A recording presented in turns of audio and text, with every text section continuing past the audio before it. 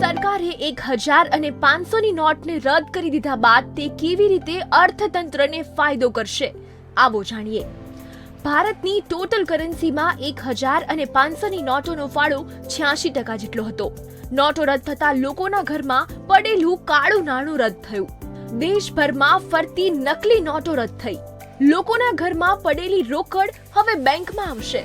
આવકવેરો સંતાડતા લોકોએ આવકવેરો ભરવો પડશે. પ્રોપર્ટી માર્કેટનું કાળું નાણું ગાયબ થતા ભાવ ઘટવાની શક્યતા. બેંકમાં રૂપિયા આવતા થાપણો વધશે, જેનાથી વધુ લોન આપી શકાશે. લોન મળતા ઉદ્યોગ ધંધામાં તેજી આવશે. તેજી આવતા રોજગારીના સર્જનમાં વધારો થશે, જેનાથી લોકોની આવક વધશે. આવક વધતા ખરીદ શક્તિ પણ વધશે, જેનાથી ફરી ઉદ્યોગોને ફાયદો થશે. આમ ઘરમાં પડી રહેલું નાણું અર્થતંત્રમાં આવતા અર્થતંત્ર વેગીલું બનશે.